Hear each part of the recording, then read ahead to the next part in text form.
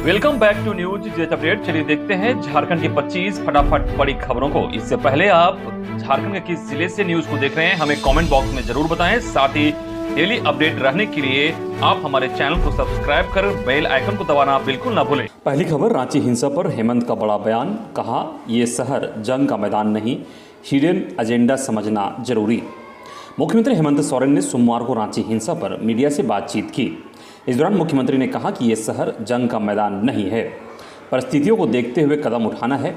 आवेश और तैश में अक्सर गलतियां होती हैं, इसके पीछे के हिडन एजेंडा को भी समझना जरूरी है। इस समय बहुत संभल कर और बहुत सूझबूझ के साथ इस समय को पार करने की ज़रूरत है। यह शहर जंग का मैदान नहीं है, इसलिए मौजूदा परिस्थिति को समझते हुए और वर्तमान परिस्थिति को ध्यान में रखते हुए हमें हर एक कदम बढ़ाने की आवश्यकता है।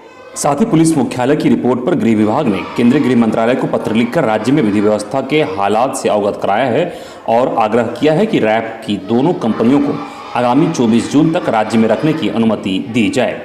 रैप की प्रतिनियुक्ति 16 जून तक ही है, जिसे बढ़ाने की तैयारी है। अगली खबर, तकनीकी पदों पर भर्ती परीक्षा अब 3 जुलाई को। जेएसएससी ने जारी किया संशोधित कार्यक्रम। झारखंड स्टाफ सिलेक्शन कमीशन विभिन्न विभागों में तकनीकी पदों पर होने वाली नियुक्ति के लिए झारखंड डिप्लोमा स्तरीय संयुक्त प्रतियोगिता परीक्षा अब 3 जुलाई को लेगी। पहले यह परीक्षा 26 जून को प्रस्तावित थी। झारखंड कर्मचारी चयन आयोग ने सोमवार को परीक्षा की तिथि में संशोधन संबंधित सूचना जारी कर दी है। यह परीक्षा अब 3 जुलाई को 2 पालियों में आयोजित होगी। इसके लिए पूर्व में ही रांची, बोकारो तथा पूर्वी सिंहभूम में परीक्षा केंद्र बनाए गए हैं। इस परीक्षा केंद्र में शामिल होने वाले अभ्यर्थी 24 जून से प्रवेश पत्र आयोग की वेबसाइट से डाउनलोड कर सकते हैं। आयोग के अनुसार प्रवेश पत्र डाक से नहीं भेजा जाएगा। मालूम हो कि 18 मई को झारखंड कर्मचारी चयन आयोग ने इस परीक्षा के संबंध में पहली बार घोषणा की थी। तब कहा गया था कि परीक्षा 26 जून 2022 को 2 पालियों में होगी, लेकिन अब आयोग ने नई तारीख की घोषणा कर दी है। अगली खबर, नहीं बख्शे जाएं एक भी उपद्रवी, शहर की होर्डिंग में लगवाएं फोटो। रांची हिंसा पर राज्यपाल का सख्त तेवर। राज्यपाल रमेश बैस पिछले दिनों रांची के मेन रोड में उग्र विरोध प्रदर्शन के दौरान हुई पत्थरबाजी और तोड़फोड़ की हिंसा घटना पर नाराजगी जाहिर करते हुए कहा कि किसी भी हाल में एक भी उपद्रवी बख्शे नहीं जाने चाहिए। इस घटना के लिए जो भी दोषी हों उनके विरुद्ध शीघ्र कानूनी कार्रवाई हो। राज्यपाल ने सोमवार को राज्य के पुलिस महानिदेशक नीरज सिन्हा, एडीजी अभियान संजय आनंद लाटकर के अलावा रांची के उपायुक्त छवि रंजन तथा वरीय पुलिस अधीक्षक सुरेंद्र झा को राजभवन बुलाकर न केवल उक्त घटना को रोकने के लिए की गई आवश्यक कार्रवाई की जानकारी ली, बल्कि घटना के बाद अब तक की गई कार्रवाई के बारे में भी पूछताछ की। राज्यपाल ने पदाधिकारियों से कहा कि सभी प्रदर्शनकारियों और पकड़े गए लोगों की पूरी जानकारी लें तथा उनका नाम और पता सार्वजनिक करें। शहर में मुख्य स्थानों पर उनकी तस्वीरें, होर्डिंग भी लगवाएं ताकि जनता भी उन्हें पहचान सके और पुलिस की मदद कर सकें। राज्यपाल ने यह भी कहा कि जो लोग इन घटनाओं के बारे में या इंटरनेट मीडिया के माध्यम से अफवाहें फैला रहे हैं, उनकी भी पहचान कर उनके विरुद्ध कार्रवाई करें। ऐसे सभी लोगों की पहचान कर उन्हें सजा देने की जरूरत है। अगली खबर, साइबर अपराधियों के निशाने पर नौकरशाह, व्हाट्सएप अकाउंट बनाकर कर रहे ठगी। पलामू जिले में साइबर अपराधियों का आतंक धीरे धीरे बढ़ता जा रहा है। इन अपराधियों के निशाने पर अभी झारखंड के बड़े नौकरशाह हैं। इन्होंने इन अफसरों का फर्जी व्हाट्सएप अकाउंट बना रखा है। इसी के जरिए ये लोगों से ठगी कर रहे हैं। जानकारी के अनुसार पलामू के उपायुक्त, प्रमंडलीय आयुक्त और गुमला के उपायुक्त के नाम पर फर्जी व्हाट्सएप अकाउंट बनाने की बात सामने आ चुकी है। बारी बारी से इन अफसरों को साइबर ठगों ने निशाना बनाकर सुर्खियां बटोरी है। इनके अंतर्राज्यीय गिरोह का कनेक्शन इससे साबित होता है कि प्रमंडलीय आयुक्त के जिस फर्जी व्हाट्सएप अकाउंट में मोबाइल नंबर 7814321172 का इस्तेमाल किया गया था, कुछ दिन पूर्व उसी नंबर का इस्तेमाल गुमला के उपायुक्त के नाम से बनाए गए फर्जी अकाउंट में भी किया गया था। अगली खबर, कोरोना संक्रमण से बचाव की करे तैयारी, बच्चों व बुजुर्गों के टीकाकरण में लाएं तेजी। केंद्रीय स्वास्थ्य मंत्री ने की समीक्षा। केंद्रीय स्वास्थ्य मंत्री मनसुख मांडविया ने झारखंड में कोरोना टीकाकरण की गति बढ़ाने के निर्देश दिए हैं। उन्होंने सोमवार को वीडियो कॉन्फ्रेंसिंग के माध्यम से विभिन्न राज्यों के स्वास्थ्य मंत्रियों की बैठक को संबोधित करते हुए कहा कि हर घर दस्तक अभियान 2 के तहत स्कूली बच्चों और बुजुर्गों का कवरेज बढ़ाया जाए। उन्होंने कोरोना संक्रमण को लेकर सतर्कता बरतते हुए सभी प्रकार के एहतियाती कदम उठाने का निर्देश दिए हैं। बैठक में शामिल राज्य के स्वास्थ्य मंत्री बन्ना गुप्ता ने बताया कि कि 1 जून से चल रहे हर घर दस्तक अभियान के तहत 10 जून तक 30,237 लोगों को पहली तथा 98,134 लोगों को दूसरी डोज का टीका लगाया गया है। वहीं 16,563 लोगों को एहतियाती डोज लगाई गई है। इधर पालतू जानवर से इंसान को मिला कोरोना संक्रमण, दुनिया में इस तरह का पहला मामला दर्ज। पहले से स्वस्थ 32 वर्षीय एक महिला पशु चिकित्सक संक्रमित बिल्ली के संपर्क में आने के बाद कोविड से संक्रमित हो गई है। थाईलैंड में सोंगकला विश्वविद्यालय के प्रिंस के शोधकर्ताओं ने पशु चिकित्सक के मामले में सूचना दी, जिसे पिछले साल अगस्त में एक संक्रमित रोगी के पास रहने वाले बिल्ली के छींकने के बाद कोविड पॉजिटिव पाया गया। अगली खबर, झारखंड शिक्षक को लेकर बड़ा फैसला, पारा शिक्षकों व अनुबंध शिक्षा कर्मियों को भी आरक्षण। राज्य में प्राथमिक शिक्षकों की नियुक्ति के लिए हाल ही में गठित झारखंड सहायक आचार्य नियुक्ति एवं सेवा शर्त नियमावली 2022 से सहायक आचार्य के पदों पर होने वाली नियुक्ति में सर्व शिक्षा अभियान के तहत कार्यरत तमाम अनुबंध कर्मियों को आरक्षण का लाभ मिल जाएगा। इनमें पारा शिक्षक के अलावे बीआरपी, सीआरपी तथा सर्व शिक्षा अभियान के तहत कार्यरत राज्य, जिला एवं प्रखंड स्तर पर कार्यरत तमाम अनुबंध कर्मी शामिल हैं। सहायक आचार्य के कुल पदों में 50% पद इनके लिए आरक्षित होंगे।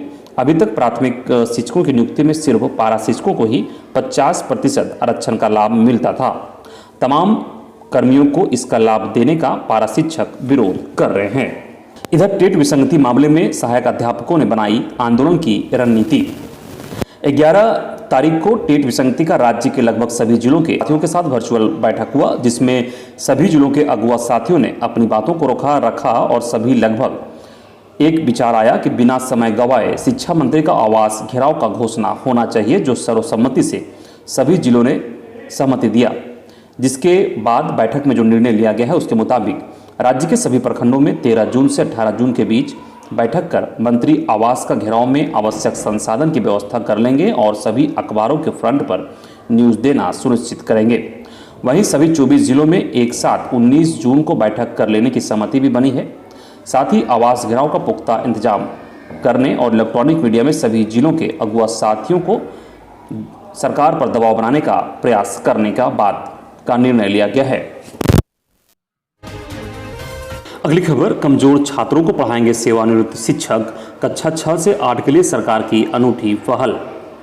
झारखंड के सरकारी स्कूलों में पढ़ने वाले कमजोर बच्चों को सेवानिवृत्त शिक्षक पढ़ाएंगे। उनके लिए इंटरजेनरेशनल लर्निंग लागू की जाएगी। झारखंड शिक्षा परियोजना परिषद ने इसके लिए स्वयंसेवी संस्था हेल्दी एजिंग इंडिया से करार किया है। सोमवार को शिक्षा सचिव राजेश कुमार शर्मा की उपस्थिति में परिषद और संस्था के पदाधिकारियों ने इस पर हस्ताक्षर किए।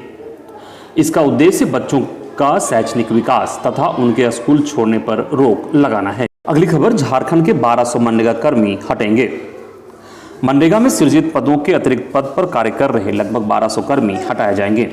ग्रामीण विकास विभाग ने इस बाबत एक आदेश जारी किया है। विभाग ने दैनिक वेतनभोगी के रूप में विभिन्न प्रखंडों में कार्यरत कर्मियों से सेवा लेने पर तत्काल रोक लगाने को कहा गया है। इससे धनबाद, बोकारो एवं गिरिडीह के 103 कर्मी प्रभावित होंगे।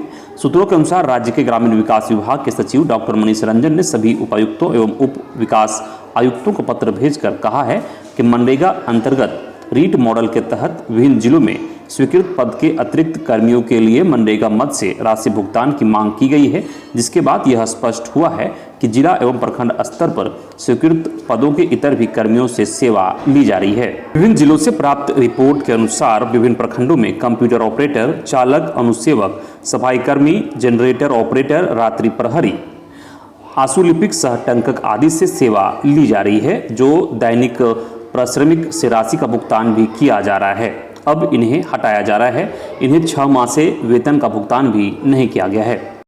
अगली खबर, मजदूरी के 332 करोड़ रुपए का भुगतान अब तक नहीं। मनरेगा योजना में काम करने वाली बड़ी संख्या में मजदूरों को पिछले साल अक्टूबर से ही भुगतान नहीं मिला है। अक्टूबर से लेकर अब तक करीब 332.55 करोड़ रुपए का बकाया है। बताया जाता है कि पिछले साल नवंबर से लेकर इस साल मार्च के बीच करीब 70% ट्रांजैक्शन पेंडिंग है। कुल राशि करीब 3,502 करोड़ रुपये की थी। इनमें से 332.55 करोड़ रुपये पेंडिंग बताया जा रहा है। सबसे खराब स्थिति दुमका, रामगढ़, गढ़वा, रांची, लोहरदगा, पाकुड़, हजारीबाग और चतरा जिले की है। दुमका जिले का 18.6% ट्रांजैक्शन पेंडिंग है। रांची के साथ ट्रांजैक्शन पेंडिंग विषय पर लिपटेक इंडिया काम कर रहा है। उसने आंकड़ा जुटाया है। आंकड़े के मुताबिक कहना है कि मनरेगा कानून कहता है कि मजदूरों की राशि 15 दिनों में उनके खाते में मिलना चाहिए। विलंब होने से मजदूर मनरेगा का काम छोड़ देते हैं। केंद्र सरकार की ओर से हमेशा विलंब हो रहा है। इधर रांची हिंसा के खिलाफ झारखंड हाईकोर्ट में याचिका एनआईए से घटना की जांच कराने की मांग। रांची हिंसा को लेकर झारखंड हाईकोर्ट में जनहित याचिका दाखिल की गई है। इस मामले में जांच एनआईए, ईडी और इनकम टैक्स विभाग से जांच कराने की मांग की गई है। याचिका में कहा गया है कि इस हिंसा के लिए झारखंड के बाहर से फंडिंग की गई है, इसलिए इसकी जांच एनआईए करे। पंकज कुमार यादव की ओर से दाखिल याचिका में हैदराबाद के सांसद Asaduddin Owaisi, social democratic party of India के महासचिव यास्मीन फारूकी, रांची के उपायुक्त, एसएसपी, मुख्य सचिव एनआईए, ईडी और आयकर आयुक्त को प्रतिवादी बनाया है। याचिका में हिंसा में शामिल लोगों के खिलाफ झारखंड संपत्ति विनाश एवं क्षति निवारण विधेयक 2016 के तहत आरोपितों के घरों को ध्वस्त करने का आदेश दिए जाने का आग्रह किया गया है। इधर देवघर एयरपोर्ट का अप्रोच सड़क जल्द बनाए सरकार। झारखंड हाईकोर्ट। झारखंड हाईकोर्ट ने देवघर एयरपोर्ट मामले पर जल्द से जल्द सड़क बनाने का निर्देश दिया है। मुख्य न्यायाधीश डॉक्टर रवि रंजन और सुजीत नारायण प्रसाद की अदालत ने कहा है कि देवघर एयरपोर्ट में अब तक अप्रोच सड़क का निर्माण नहीं किया जा सका है। एयरपोर्ट का टर्मिनल भवन बनकर तैयार है, यहाँ नाइट लैंडिंग की सुविधा नहीं है। अदालत ने कड़ी टिप्पणी करते हुए कहा कि नाइट लैंडिंग को लेकर भवनों को डोमिलिश करना हो तो उसे सरकार करे। अदालत को बताया गया कि 15 जून तक अप्रोच रोड तक के लिए पेड़ काटे जाएंगे और 16 जून तक सड़क का निर्माण कर दिया जाएगा। सांसद निशिकांत दुबे की तरफ से देवघर एयरपोर्ट को शुरू करने को लेकर हाईकोर्ट में अवमानना याचिका दायर की गई थी। अगली खबर, रथ मेला को लेकर झारखंड हाईकोर्ट में जनहित याचिका दायर। पहले की तरह आयोजन की मांग। उड़ीसा के प्रसिद्ध जगन्नाथपुरी रथ यात्रा के तर्ज पर झारखंड की राजधानी रांची में सैकड़ों वर्षों से रथ यात्रा निकाली जाती है। हालांकि पिछले 2 सालों से कोरोना की वजह से रथ यात्रा नहीं निकाली गई थी। इस बार सरकार ने रथ यात्रा निकालने की मंजूरी दी है, लेकिन उसमें कई पाबंदी लगाई गई है। इसी के खिलाफ झारखंड हाईकोर्ट में जनहित याचिका दायर की गई है, जिसमें पहले की तरह आयोजन की अनुमति देने की मांग की गई है। अगली खबर, मादक पदार्थ तस्करी में 4 अभियुक्तों को 11 साल की कैद, 1 लाख का जुर्माना।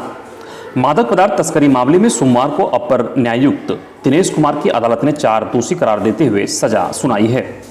मादक पदार्थ तस्करी मामले में दोषी पाए गए मोहम्मद जहीर, समीर अंसारी, राहित प्रसाद और नौशाद खान को 11 साल की कैद की सजा सुनाई है। वहीं अदालत ने सभी पर 1 लाख रुपये का जुर्माना भी लगाया है। जुर्माना नहीं देने पर सजा को कठोर करने की बात अदालत ने कही है। ध्रुवा पुलिस ने गुप्त सूचना के आधार पर चारों को डोडा के साथ 11 अप्रैल 2018 को गिरफ्तार किया था। चारों की गिरफ्तारी रिंग रोड से हुई थी। अगली खबर, रांची में 10 जून को हुई हिंसा में शामिल उपद्रवियों पर पुलिस ने शिकंजा कसना शुरू कर दिया है। मामले में पुलिस ने अब तक 31 लोगों को हिरासत में लिया है, जबकि 11 को गिरफ्तार किया गया है। गिरफ्तार किए गए लोगों में 6 रिम्स में इलाजरत हैं। हिरासत में लिए गए लोगों से गुप्त जगह पर पूछताछ की जा रही है। मामले में डोरंडा, लोअर बाजार, डेली मार्केट और हिंदपीढ़ी थाने में 36 नामजद के अलावा 11,000 अज्ञात पर प्राथमिकी दर्ज की गई है। नामजद 33 उपद्रवी अब तक पुलिस की गिरफ्त से बाहर हैं। इधर सोमवार को छिटपुट घटनाओं को छोड़कर पूरे इलाके में शांति बनी रही। रतन टॉकीज, करबला चौक, अपर बाजार आदि इलाकों में भारी संख्या में जवान तैनात। वहीं करबला चौक पर फिर से हंगामा, रैफ तैनात। रांची के लोअर बाजार थाना क्षेत्र स्थित इमारत ए सरिया के कार्यालय में घुसने पर सोमवार को पुलिस को भारी विरोध का सामना करना पड़ा। पुलिस इमारत ए सरिया कार्यालय में बैठे उलमाओं को गिरफ्तार करने के लिए पहुंची थी। पुलिस ने एहतियात के तौर पर रैफ व एसटीएफ को तैनात कर दिया है। इस कार्रवाई के विरोध में बड़ी संख्या में स्थानीय महिला और पुरुष सड़क पर उतर आए। इस दौरान जमकर हंगामा हुआ। हंगामे के बाद करबला चौक और उसके आसपास के इलाके में भारी संख्या में पुलिस बल की तैनाती की गई है। इसमें रैफ, एसटीएफ और झारखंड पुलिस के जवान शामिल हैं। वहीं पुलिस के अधिकारी उस इलाके में लगातार गश्त लगा रहे हैं। लोगों से घर पर ही रहने की अपील की जा रही है। अगली खबर, रांची हिंसा में सामने आया वासेपुर गैंग कनेक्शन। व्हाट्सएप से विरोध प्रदर्शन के लिए जुटाई थी भीड़। झारखंड सरकार की ओर से रांची में 10 जून को उपद्रव की घटना को लेकर गठित उच्च स्तरीय जांच समिति ने सोमवार को मेन रोड स्थित घटनास्थल पर पहुंचकर छानबीन की। जांच समिति के सदस्य और आपदा प्रबंधन विभाग के सचिव अमिताभ कौशल ने गैंग ऑफ वासेपुर समेत जांच में सामने आई है। अन्य किसी भी गोपनीय जानकारी को साझा करने से इनकार कर दिया गया है। उन्होंने कहा कि सीसीटीवी कैमरा, अन्य साक्ष्य, लोगों से मिली जानकारियां और इनपुट के अध्ययन करने के बाद समिति अपनी रिपोर्ट निर्धारित समय में सरकार को सौंप देगी। अगली खबर, झारखंड में अब ऑनलाइन होंगे राशन कार्ड, आर्थिक रूप से संपन्न लोग नहीं उठा सकेंगे राशन। राशन की कालाबाजारी रोकने और संपन्न लोगों द्वारा राशन उठाव करने पर लगाम लगाने के लिए सरकार ने नई व्यवस्था करने जा रही है। इसके तहत झारखंड राज्य खाद्य सुरक्षा योजना के हरा राशन कार्ड अब स्वतः राष्ट्रीय खाद्य सुरक्षा अधिनियम के पीला और लाल राशन कार्ड में ऑनलाइन हो जाएंगे। इसकी शुरुआत खाद्य विभाग के मंत्री डॉक्टर रामेश्वर उरांव ने कर दी है। राष्ट्रीय खाद्य सुरक्षा अधिनियम में खाली होते ही हरा कार्ड के लाभुक ऑटोमेटिक राष्ट्रीय खाद्य सुरक्षा अधिनियम में शिफ्ट हो जाएंगे। इस व्यवस्था के शुरू होने से हरा राशन कार्ड से लाल पीला कार्ड में शिफ्टिंग में अलग से किसी प्रकार की प्रक्रिया की आवश्यकता नहीं होगी। साथ ही किसी भी समय राष्ट्रीय खाद्य सुरक्षा अधिनियम रिक्ति की स्थिति नहीं होगी। इसी के साथ डॉक्टर रामेश्वर उरांव ने 8,533 हरा राशन कार्ड के लाभुकों को राष्ट्रीय खाद्य सुरक्षा अधिनियम में शिफ्ट किया। अगली खबर, झारखंड सरकार का बड़ा फैसला, निजी कंपनियों की स्टॉक की जांच होगी। उपलब्ध बालू से कहीं अधिक बुकिंग। राज्य में उपलब्ध बालू के स्टॉक से कहीं अधिक बालू की बुकिंग कर ली गई है। आम उपभोक्ताओं से लेकर निर्माण उद्योग से संबंधित कंपनियों ने भी बुकिंग की है। इस कारण से अब राज्य सरकार पहले से निजी कंपनियों को आवंटित बालू के स्टॉक के अद्यतन जानकारी लेगी और वहां से बालू का उठाव कर सभी को इसकी उपलब्धता सुनिश्चित करेगी। फिलहाल खूंटी से बालू आपूर्ति बिल्कुल बंद हो चुका है और 1-2 दिन में गुमला से बालू आपूर्ति की शुरुआत की जानी है। झारखंड राज्य खनिज विकास निगम कम दर पर बालू उपभोक्ताओं को उपलब्ध करा रहा है। यह बालू निगम के 17 घाटों से संबंधित स्टॉक यार्ड में उपलब्ध है।